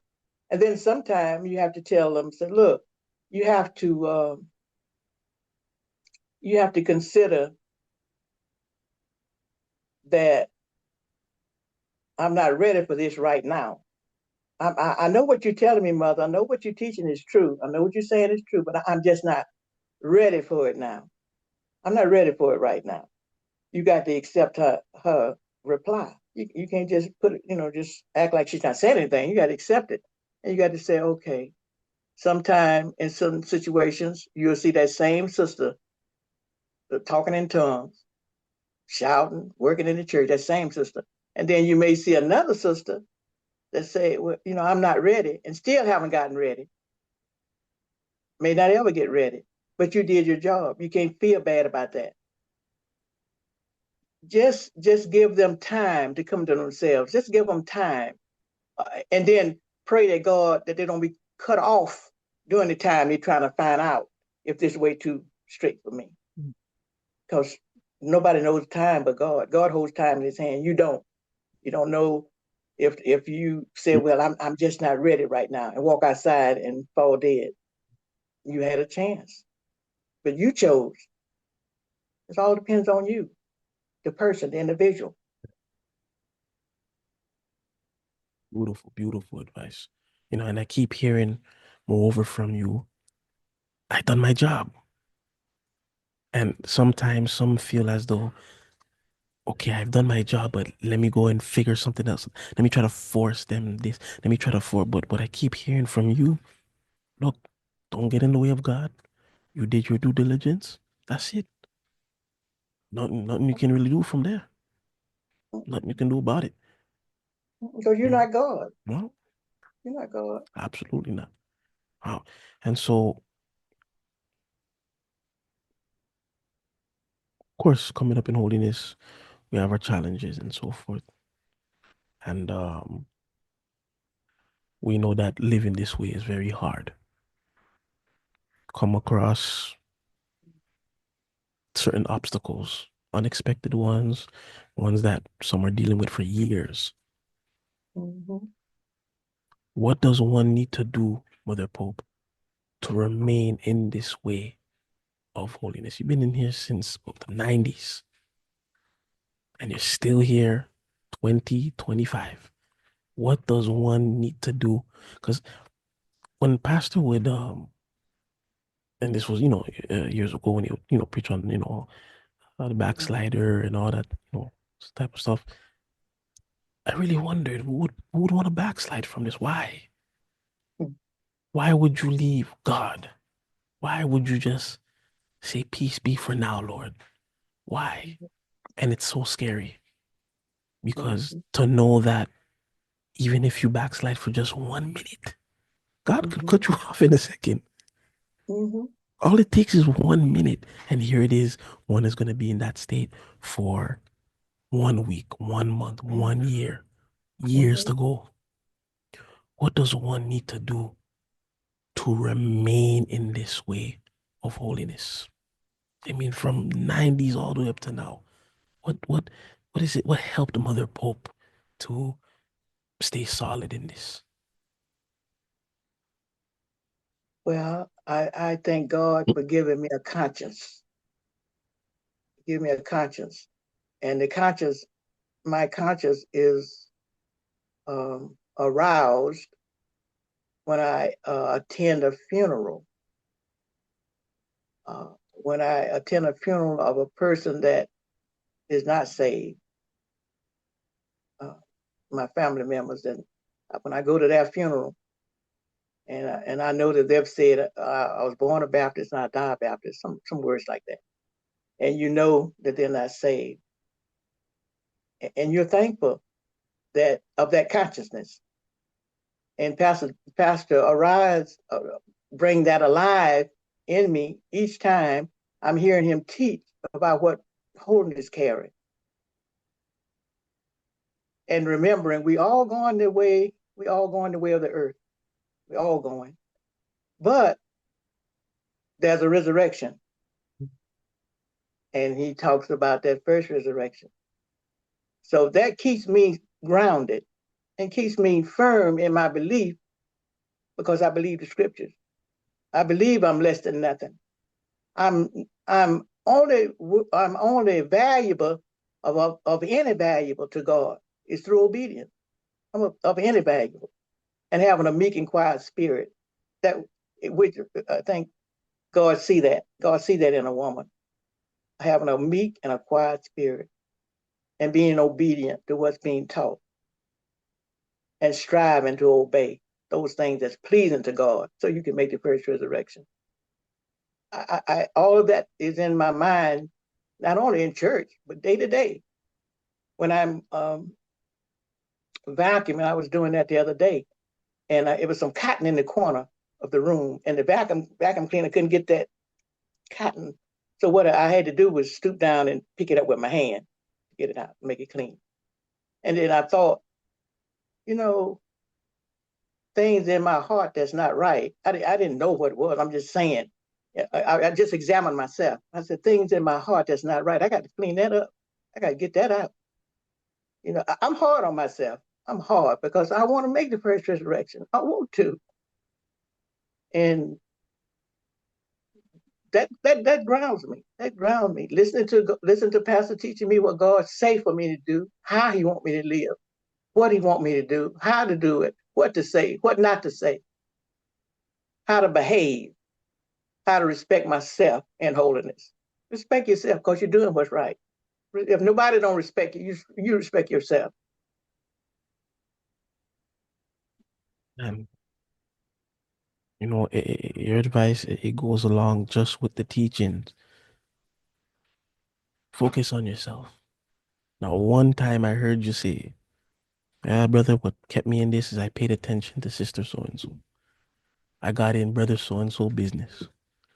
I knew what happened to mother so and so." What I just kept on hearing is, "Yeah, I'm vacuuming and I'm cleaning that up. I gotta clean stuff on my heart." The most valuable thing I can give unto the Lord is obedience. It's when it comes to us in this way, and as our mother is saying here, look at yourself, because this way it's tough, is rough, but look at self. And I'm thankful that you've mentioned that, mother, because here, one could hear it from somebody. Oh, this man's been in here 1 to 2 years, but here, mother has been here since the 90s, brothers and sisters. And here she telling, look at you. And a lot of times it seems like people forget about that. Sometimes it can be caught up in auxiliaries or caught up just within life or whatever the case is. They forget to look at self. They Mhm. forget that, man, I can't be continuing lying like this. Mhm. Man, I can't be continuing fornicating. I can't be continuing in adultery. I can't be continuing looking what I'm not supposed to be looking. I can't be continuing to do this. And you Mhm. get so caught up in it, you almost forget, yo, I need to like stop doing this. I need to really look at self and be like, man, what's going on here? Gotta call it Mhm. quits. So um, now, what are some, unique stories you would say in your time being here in First Church since the 90s up to now? What is some of the stuff that you can remember that was like, man, I'm not gonna forget when this happened. I'm not gonna forget this moment. Was it a debate? Was it somebody attacking the church? Or what is something that was unique, or a few unique stories you have from being in this way since the 90s? Okay. One thing that I think is unique is years ago in the early days, Mother Heyman and I was working in the women's department, Mother Jennings, of course, and we were raising money uh, for the church, and it's many years ago. And Mother Heyman at that time, and I said, "What were we going to do? We was going to do uh, what do you call it? Bidding, like you're bidding for something, and someone would write a price like ten Yes. dollars, and once I want that, I'll pay 20. Is Hmm. that bidding? Bidding, yes, bidding. Okay. So we did Florence, South Carolina. We had a temple there, and we still do. We had a table out front, a long table, 12-foot table, and we had it all decorated. And what we decided, we were gonna put Easter baskets on it. So we did Easter basket, but in the Easter basket we had toiletries for the ladies, and the men's too, shaving lotion and stuff like that, cologne. So we had all that on the table, and it was so pretty. When you open the door, you could look on on the lawn and see that long table, and thought nothing of it. Thought nothing of it. Pastor was laying the hammer down in Florence during those days. And then, after church, he's normally gone. After church, he's gone. But on this particular Sunday, lo and behold, I saw him walking up, looking at the basket. And, that kind of word, I said, oh, we ain't got nothing in that basket but a little toiletries. But as time went on and I listened to his teaching, and he taught on uh, what is Sean, the very appearance of evil. Mhm. You know what I'm talking about? The very appearance of The very appearance of evil. Um, yeah. yeah. So it's And I thought, yeah. Go ahead. Go ahead. and I thought on that, and I said, he was teaching us that those baskets represent something he's teaching against, which is Easter basket. We Mhm. don't have Easter basket, and we come up with the idea of Easter, and I think it was during an Easter month, if I make no mistake, showing the very appearance of evil. And so, if he's teaching one thing, and we coming out bringing up something else with the Easter basket, which it was innocent, we didn't know, but it stuck in my heart. Even today, I can remember just no, we shouldn't have had that. We shouldn't have had that basket there because even though the basket itself is not evil, but it represents something to other people that may have been in the assembly. Say, oh, I thought they taught against Easter baskets and all that. I thought that's what Pastor taught, but we shouldn't have did it. We shouldn't have had the Easter basket there. We should have had, if we're gonna do it, just have something, maybe a bowl or something like that. But don't bring the basket in there. And it taught me how to observe and observe things myself. Just observe. We did I did food from around the world. Well, I think we was in on Frankfurt Avenue. We had it downstairs, and we had different foods from all around the world. And we had little glasses with a little I had orange juice and pineapple juice. And after church, usually he gone, right? Here he come. I look back. Here he come walking slow. I look back. I wonder what Pastor doing down here. He was checking everything on that table. He was checking everything on that table. He even checked the glasses, the kind of glasses we were serving. Make sure we had the right stuff in there. We there in the truth, but that don't make no difference. We got to be obedient. But I appreciate him so much for that because he taught me to observe in his teaching, observe my behavior and what I'm doing. Even I'm doing a program or doing a food from around the world and all of that. Just pay attention to what I'm saying. Pay attention to how you handling this. But thank God he didn't say nothing. It was just juice and stuff. But he paid attention. Mhm. And I got to pay attention to what I do, whatever I do, in the church, out of the church. Pay attention to make sure I stay within the scripture. And he telling me how to stay within it. He telling me how to stay on the highway, not to take no side roads. He's saying that. And sometimes I'll be found taking a side road in ignorance, not paying attention to myself and what the word is telling me to do. Those are two things that sticks in Wow. my mind. I'll always Wow. remember that. No, no, that makes, perfect sense. And because it's like you come into this way and you're in it and you feel as though, okay, I'm in this and I'm just doing something. But if I'm not observing what I'm doing, I could be doing something wrong. It's something as simple as okay, so when I was after college in California, because it was really strict with us. Like for athletes, I don't know what it is, but so strictness was something that was, surrounded all my life. But this coach, he just didn't play around. He said Mm-hmm. Mm-hmm. he doesn't care because like those red cups, it's usually like beer that'll be in. Mm-hmm. He Mm-hmm. said he doesn't care if there's a water in the cup. He doesn't care if the cup is empty. If he catches a picture of us online, with a Mm-hmm. red cup in our hand at a party. Mm-hmm.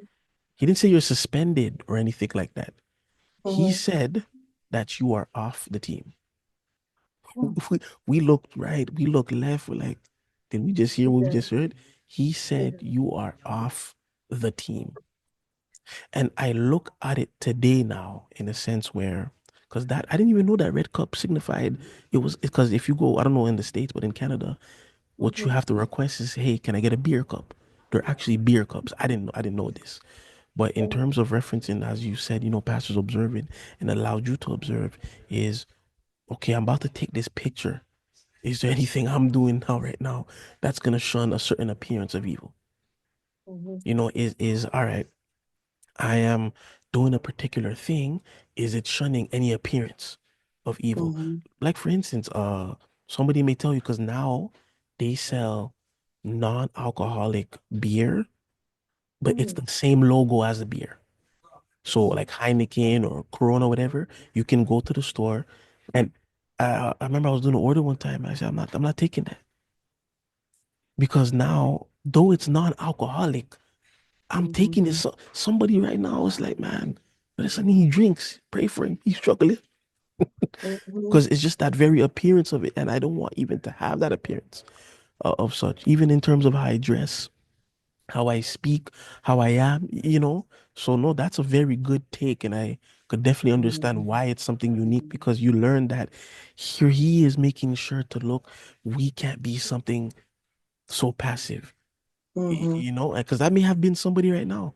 Hey, yeah, man, let's use the Easter cups and whatever. We don't celebrate it and whatnot. It's fine, but let's use. But now you start to wonder. It's like, hold on a second. Pastor definitely preaches against Easter. So does Mm-hmm. it make sense for us right now to use a Easter, cup thing to do this? Why can't we just use regular cups? Mm-hmm. Why must we use the Easter cup? No, I guess when you're looking in that aspect and observing, you're being on the safe side.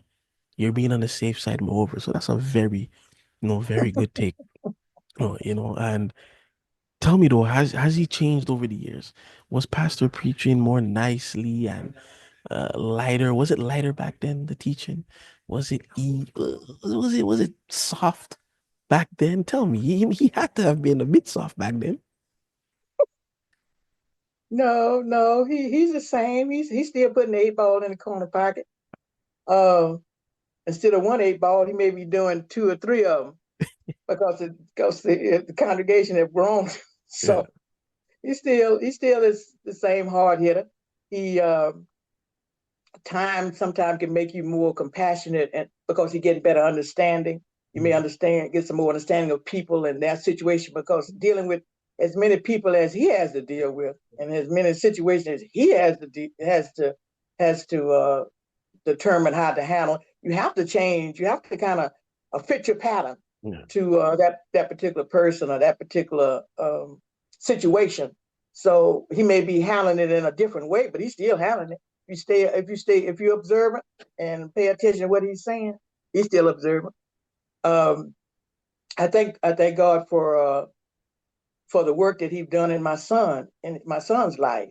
How He's helped him to know what to look for, in a marriage and how to be. Well, his dad taught him how to be a man in the house, and then pastor come along and put the same teaching in it, same teaching in him. I thank God for that. I thank God for sometimes we're out shopping and I may see a dress. I'm still striving. Remember, brother Yeah. Sundin. I'm still Mhm. striving.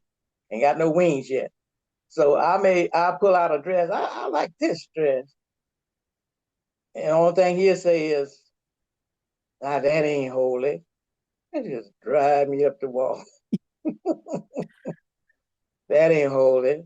Pastor ain't tell you wear your sleeves up like that. So I thank God for him keeping me on the straight and narrow in my house. I don't live with him. I got my own house, but Yeah. he's right there. He's right there. Yeah. That ain't holy. That don't look holy, mother. Yeah. Oh, please.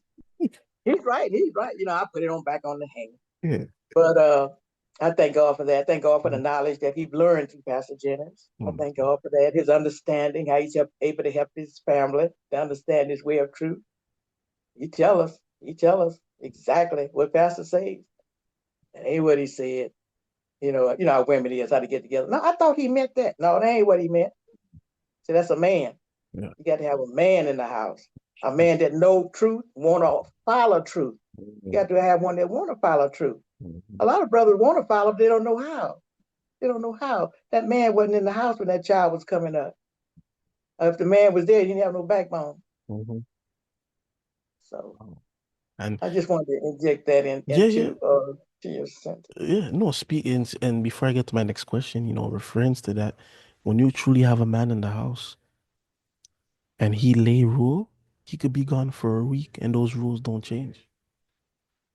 If he That's says right. ain't nobody coming in here fornicating in this house, whether he's gone to Zimbabwe for 5 months, during that Mm, 5 months, because that woman knows she's with a real man, loves and that's, respect that man, ain't nobody coming in here fornicating in here. that's right. Ain't nobody coming here getting drunk in here. Ain't no weeds. When there's a man in there, rules it Mm, don't disappear. mm-mm, And mm-mm, it's don't not listen one. to It's not 1 week. 1 week. You know what, honey, babe, honey, sweet cups. You know I love you so much, girl. I get it. mm, Your cousin wants to stay over with his girlfriend. Look, it's all right. You my woman. You my mm, woman. I got you. mm, Don't worry. Don't even worry about that. He could come over, and once that starts to happen, now mm, things are creeping in. Cause now 1 week he's saying no, but now a man saying, well, look, babe, I love you, but mm, I don't care if it's your cousin. I don't care if it's Barack Obama's daughter. uh-huh, Ain't nobody coming in here, uh-huh, fornicators or shacking up in this house. But uh-huh, and that rule will be respected. So no, your reference to that man being in that house, it's important. I'm telling me, being a young man now, it is important uh-huh. to have a man in that house. That was, Oh man, it's very to, important. to take a spin off of what you just said, Mm, a situation memory just popped in my head, and that was good. What you just said, because it stimulated my brain. I remember when my son, his dad told him, "Me and your mom going somewhere," and we told him to keep the door locked at the house. We had a iron door, and and then a big door behind that, and we went someplace, and so we never knew about it until my neighbor up the street said, "Boy, oh boy, we came down to for Zion to come out and play. You know, he wouldn't open that door." He said, "No, I can't open your door. I have to wait till my mom and dad to come." That's a spinoff of what you just mentioned. yeah, Whether the dad is there or not, that man mhm, got to be there, and he has to have authority over that child. yeah. And I laughed. I said, "No, ma'am, no, ma'am. He told you I have to wait till his dad to come home to open the door." So I said, "What did you do?" He said, "We went back home." So yeah, Well, that's one because thank you for that memory. yeah, no, because he knows if he opens that door, you know what daddy gonna do. Yeah. He knows what's coming. Oh, but speaking of which one, you're making reference to that dress. You know, how does a sister accept that she's beautiful in this way? Because I know some sisters they struggle a bit with jewelry and the makeup, the up, you know what I'm saying, the certain hairs and stuff like that. And maybe you could say a little word for it's not to generalize, but from my experience with black women, because me growing up, of course, as you can see, I grew up with nothing but around black women, and to sum up what it was, I'll never forget, because I was already in truth by this time, and I went to go visit my grandmother, my aunt, but I called her grandma because um, she's one that took care of my mom when my mom's mom passed, but that was a long time ago. So I was Mhm, over at my grandma's, and her brother, sister, because her brother's passed, so pretty much her sister-in-law's there and the daughter's there, and they're doing my little cousin's hair. She's there crying. It hurts. It hurts. And they're putting, false hair in her head. Stop. Literally pleading to them, like, stop, it hurts. And you know what they tell her? No, we're doing this for you so you can be beautiful. Then I just look at my wife. My wife looks at me, and I'm like, it starts young. Yeah. It starts young. It starts you teach that girl that without the hair extension, without the wig, without the makeup, without the jewelry, you're not gonna be beautiful. Right. Here, she was literally crying. Please stop, stop. Mhm. It hurts. I don't know. Look, apparently them braid stuff, it hurts, but this one looked like she was in serious pain, and they told us, no, we have to finish because we want to make sure you're beautiful. Mhm. Yeah, when I heard that, it crushed me because now that's her beginning. Mhm. From now on to know that this is how I could be beautiful. And then they come, and maybe my cousin may come across the years later. Pastor Jennings, oh no, he don't know what he talking about. I'm beautiful in this weave. I'm beautiful in this earrings. I'm beautiful in Mhm. this makeup. Ain't nothing Mhm. wrong. Ain't nothing wrong with how does a sister accept her beauty? And of course, speaking like for all sisters, but of course, black ones as well. Because I'm just saying it because that's just my experience of those who down themselves based upon I could only be beautiful in this wig, in this weave, or hair extensions and so forth. Mhm. Because a lot of not to say in truth, but you have some black women that struggle with that. Mhm. And look, I mean, look when you go to the beauty supply stores. Look at the wigs and I'm like just looking at these things, and literally you're buying this, and all of a sudden they wanna do their hair like this and all. Mhm. Now being trained to say if you can't do your hair like that, Mhm. if you don't have hair like this white woman or this Indian one or this Chinese, whatever the case is, you can't be beautiful. And some actually have accepted that reality. Mhm. So They, true. they've, So they've true. literally accepted the fact that for the only way I could be a beautiful black woman is if I put these stuff on. That's why some that's Mhm. why some they're with these men, they can never take it off. Oh, my husband, no, he can't see me without my wig.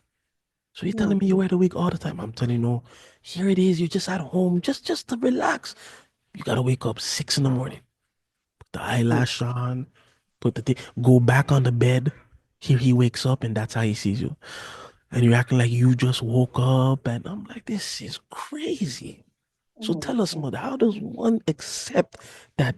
Look, you don't need the makeup, you don't need the jewelry, you don't need the wigs, you don't need this BBLs and buttocks and puffed up. You don't need this stuff. That the way you are beautiful without it. How does a sister accept it and truly embody it and love it? How does one do so, mother?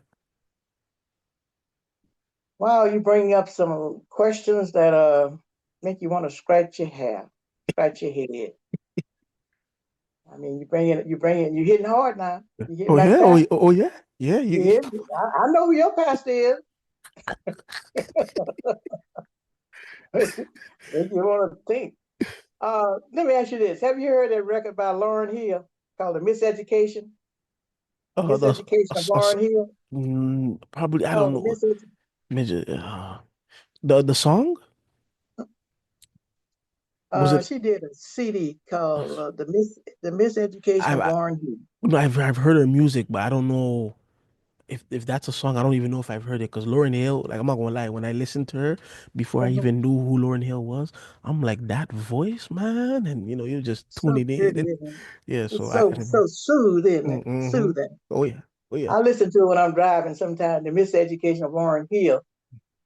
If you think about what she just said, we as a people are miseducated because the world designed what beauty is. It decides what beauty is. It has taken it out of the hand of the parents. And so we got to re-educate our children into, well, they've been educated by the world, so we got to re-educate them of what true beauty is. Some will get it, some will not. Remember, after you do your job at home and teaching your children, you've done your job. You can't make them, but you can put that knowledge into them, into their head, give them something to think about. Think on these things. The miseducation of Lauren Hill. Don't follow what the world teach. The world gonna teach you wrong. It's gonna teach you the acceptable way to, I guess, get a step up in the world by looking a certain way. But that's not true. Even if you're turned down for a job because of your natural beauty, so be it. But don't fall into that plot that they lay for you to look a certain way. You got to look a certain way. It's diversity. Diversity means different. So everybody's not the same. Every flower doesn't bloom the same way. Education is the only thing I can think of. You have to redo the education that the world has planted into the children and to all of us. Wonderful, wonderful. And what would you say for a sister, maybe early 20s or maybe high school? I figure it's those the ones that are in kind of high school that see you know, their classmates able to put themselves in these things and they're getting the compliments or whatever and they're being told, oh, you're just like a grandma, whatever the case may be. What would you tell to that young sister, 18, 19, early 20s, or even hey, late 30s, or whatever sister? What would you tell them that are struggling with um accepting that beauty? Like they've received the education, they know, okay, this is not what true beauty is, but now how do they accept it? How does one accept it while they struggle with it? By telling them what God said, with all these tattoos that they're wearing now, God don't want us to do that. To put no tattoos. That goes against what God want us to, how God want us to look. Um, as Pastor said, going to CVS and Walgreens, getting these wigs and putting them on your head with all these different colors. That's not you. You're playing into something that's not you. Learn who the real, will the real me stand up? Uh, Education is the only answer I know, and do it in a loving and a teachable way where they can understand and help them to see what God is calling for. It may take them a while to come around to understand your teaching, but do it in a nice way, not a dictatorial way. Just tell them what God say. And if God come back and get you, it's time for God to come back, you're in disobedience. Put the fear of God in them. That's the only thing I have right now. Oh, wonderful. No, no, it's plain. It's simple, but it's plain. There's no rocket science to it. And Um, I always tell, my sisters, y'all are very beautiful. Like y'all are so different, even mothers. Because what's crazy today now, you got some old heads that trying to look like they 21 and 25, Mm-hmm. talking about I still got it, I can still Mm-hmm. twerk and all that. It's a crazy world today. It It's is. honestly a crazy world, but it's when I see the separation. Like sometimes I'll just be out there, and my wife, if we're in the grocery store, if I want to go get something, and then she comes back around, it's just like there's such a big difference. Mm-hmm. Like I'm talking about, you're so unique, you're so different. If only y'all Yeah. could just see the beauty in you. Mm.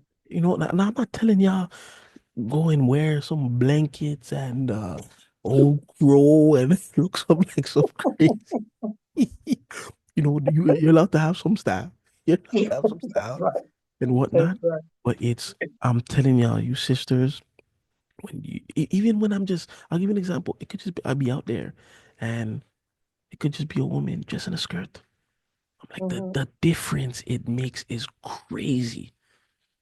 It's absolutely crazy. So you've heard the mother, and that's really all that it can be. And for the parents, re-educate and be Mm-hmm. there for your daughter. Let them know that they're beautiful. Now, I don't in um some contexts, I don't know if it's a disease in the Haitian community or whatever. Sometimes it's hard for some dads to tell their daughters that they're beautiful. Like literally, like if you were to say, like they would just say, oh, oh yeah, it's a. Some of them cannot express to say, oh my daughter, you're so beautiful. I truly, truly express and love the way you look. You're very beautiful. Like I don't know Mm-hmm. what because that helps. It's like a confidence booster, a confidence Mm-hmm. builder. Now Mm-hmm. she ain't gotta worry about no man to tell her that she's beautiful because my daddy said I am. Mm-hmm. There you go. That's right. That's right. But a question as well I wanted to ask, as you see, of course, all that occurred with Texas and that situation and the bamboozle tree and all that, man. It's a tough situation that some are still trying to recover from. Praying for y'all. What does one do to not be What does one need to do to not be bamboozled in that aspect? How does one not take you out of this way, mother? How does one not be able to convince you to say, "Hey, mother, look, man, you listen to Gino Jennings? Yeah. Look, I'm gonna keep it real with you. Like, you see the Sabbath? I don't think he got it on that. How does one block that out and continue to stay in the word of God? Because that it's a tough situation what occurred. A tough situation what occurred. So what does one do in a sense where I ain't gonna let nobody pull me out? I'm gonna stay solid in this. Can I go back on something you said Yes, earlier? yes, yes. Um, you said when you're in the grocery store and your wife come around the corner Mm. and she looks so beautiful to you, Yes. she's peculiar. Mm. And that's what you want to tell the sisters. She's peculiar. She look different, and that difference is godly difference. Once the sisters understand that godly difference, they will come to appreciate it. They don't know they're peculiar. A lot of them, that's why they fall in line with dressing like everybody else. You have to teach them you're peculiar, and then you got to teach them to dress nice, wear nice name brand clothes, fashionable clothes. Like you saying about the blanket, wearing the blanket, you got to be dressing all like that around the house, Yeah. or even outside the house. Wear some nice fashionable clothes. And there are some stylish. There are some sisters that really can bring it, Mhm. and in holiness, they can bring it with the style. They can bring it with the color. They can bring it with the shoes and the accessories, and they're outstanding. They're polished. Look at some of the, well, I won't bring that up. I was thinking about some of the queens. I'll leave those alone. First ladies, we'll leave those first ladies alone. Stay with the first, well, we don't have first ladies in our church, Yeah. but dress, as I said, polish, quality, get quality clothes. And if some sisters may need some help, and we have sisters in the church can help you with fashion and quality and color coordination. Some sisters wear colors that are not don't do nothing for them. So how you gonna attract the brother? If you're wearing clothes that's not attractive, Mm. not bringing out your hue. But get with the church has everything you need. All you have to do is ask. Mm. And back. And sorry, I just wanted to inject that because when No, you no said about problem. your wife, No problem. that brought it up. And sometimes you have people well, strangers come to you and say, "Wow, I like the way you dress. I like that. I remember when my mother used to dress like that. Mm. The Oh yeah. peculiar. Oh, absolutely. And Absolutely. your question Mm. pull you out of. Well. Did you ever seen this movie called The Other Side of Midnight? Oh no, No, I you don't think wouldn't so. know. This was before you was born. What am I talking about? I'm on the other side of midnight. I mean, my young days are gone. So it would be foolish for me to uh, even think about going back. I ask God to keep me. That's my prayer. Keep me, Lord. Keep me in this way of truth. Keep my mind on you. Keep me examining myself. Moreover, help me to take a heed to myself. Help me, everything you give in pastor to tell me, help me not to turn against it. Help me to listen and be obedient. Help me to be willing to do what you're saying for me to do. Don't give me a stubborn mind. Don't give me a hard heart. Well, he have taken that heart out of me years ago. But give me a submissive mind. That's my prayer. And as I said, I'm on the other side of midnight now. I got to keep my house in order and keep working on this house. Mm. Keep working on this house. Mm. Everything is not laid right. Pastor, oh, he preached one time so beautiful about um I think he said it was an engineer when you build houses, how you got to make sure that the plumb line is straight. Yes. And then he said he was teaching about um uh the, no, I got it mixed up. He was teaching about, I'm sorry, he was teaching about the plumb line, but that ain't what caught my attention that time when he taught about when a surgeon is doing surgery on you. He got his eyeglasses, he got his eyes, he got his eyeglasses, and then he got another light on his head. You remember that teaching?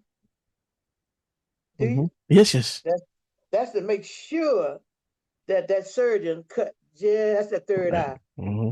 Oh boy, I just got happy in church. Oh, because so much revelation came to me right then. Yeah. So much came to me. That third eye, how God can see. People look at you and see one thing, but God sees something else. Don't pay no attention to that. Don't pay no attention to that. You want God to see that straight line in your life.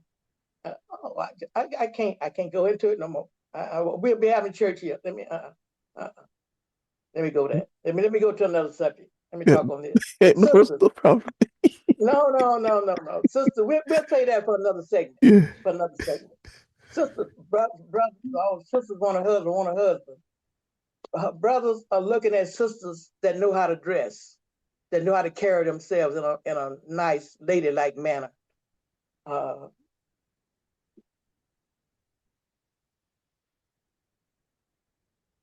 Sisters, keep yourself neat and clean. Clean, brush your teeth, keep your teeth clean, keep your hair groomed, keep your nose clean. Get your mirror and look in the, check yourself before you go out. We don't wear long fingernail polish. We don't wear long fingers, and we don't have long fingers. That's why you have fingernail files. Cut them down. It's a length you got to have them at, and you got to have your hands clean. Uh, Wear good shoes. Don't wear no shoes turned over on the side. Wear some nice shoes. And in here it tells you the kind of shoes to wear. Wear those shoes that's nice and shine them up. Wear them with mud all. You come through the yard with mud all on you and come straight on. Take that mud off your heel and off your shoes. Look clean. Look appealing for a brother to want to come to you. If he don't come, that's not the one for you. Keep going. Don't you stop dressing. Stay being clean. Oh, brother, you've taken me down the road of memory lane so many times. So many times. We can't tell it all. I can't tell it all. Yeah. You can't ask me all the questions. Time don't permit. Yeah, of course, of course. No, but as you know, before we cut off, and as I say, moreover, when it comes to mothers and age folks, man, I can talk all day. I see. I I can talk see. all day. I see. You haven't even drank any water to clear your voice or nothing. Let me go and do it for myself. You grow. You done took me around the corner many times. Yeah, Doctor, make me some water to clear my throat.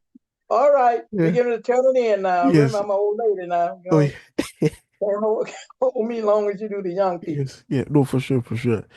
Just want to get some questions out the way for these sessions. Now we got the dressing down pack. What is a sister, you know, you believe a man, is interested in? How should these sisters be in conduct in terms of you can say this is a sister that this is how it is, sis.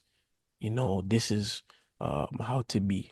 In terms of the advice, given, look at the nose and get your teeth clean and all of that stuff and the appearance, which definitely is an important thing because that's the first thing he's gonna see is that he don't know what's inside of that heart yet Mm-hmm. until he gets to know you. But that Mm-hmm. appearance is like, that's that first step he takes.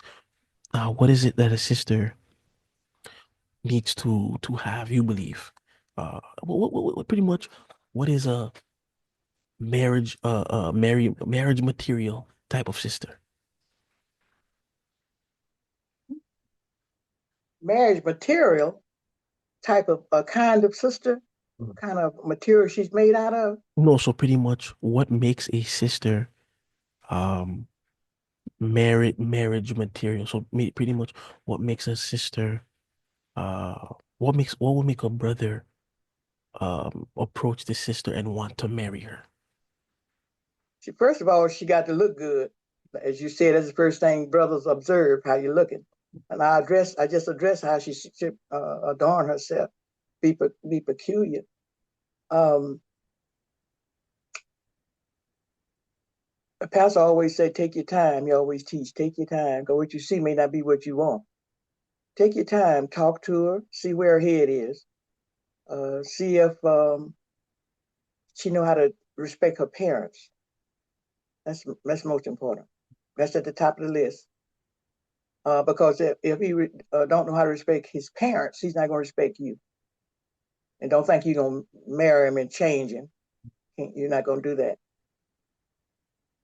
And that can't be done. He'll leave you. You got to be sweet.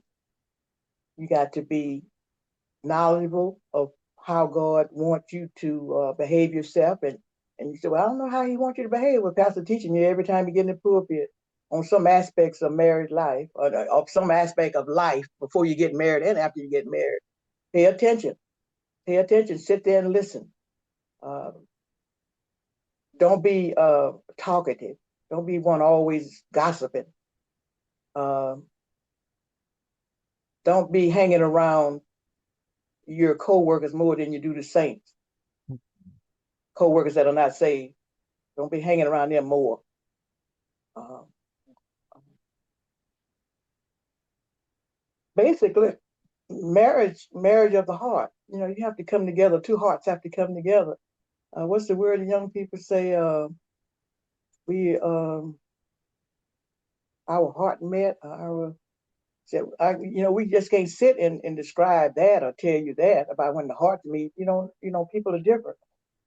You may see some people together, and you say, "I don't see how in the world they married. I don't see how in the world they got together." Well, it's their heart. Yeah. So we can't go into that. It's just too deep. We just do what we know to do and leave the rest to God. And just one, two more questions, mother, and I'm gonna let you go. What do- No, no. Drink you some water. All right, let's make it short. Yeah, Come on. we'll make it short. We'll make it short. Um, what is it that you yourself, Mother Pope, you've been in this thing for years. What is it that you love about the truth of God? What is it that you appreciate about the truth of God? How much of an effect has it have had over your life all the way up to from the 90s up to now? I have a chance. I have a chance. I have a chance to be saved. Oh, if I obey, stay in this way. I have a chance to be saved. That's it. That's my answer. Very simple. I'm gonna close with the last one, and that's it. When you look back and see all that the Lord has done for thee, how grateful are you to God for Apostle Gino Jennings? If if God hadn't sent Pastor in my life, I would be on the road to hell.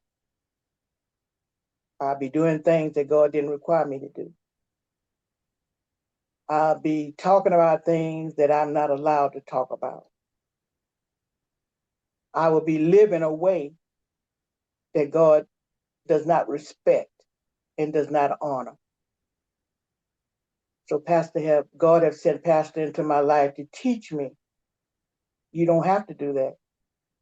You don't have to go there. I have all you need. Everything you need and want, I got it. Trust me and obey me. I won't leave you and I won't forsake you. That's all I have. Wonderful. Wonderful. Mother Pope, we have unfortunately come to the end of the testimony. Fortunately, not unfortunately, fortunately. I'm so glad. You good, brother. I Yeah. enjoy talking with you, son. No, I appreciate it, mother. Such a delight. Such you're Thank, doing a good job. May thank you. God bless you and keep you in this journey that you're on and fulfill all your wishes and dreams. I truly I love appreciate it. you. Thank you. Love I you love you so too, much. mother.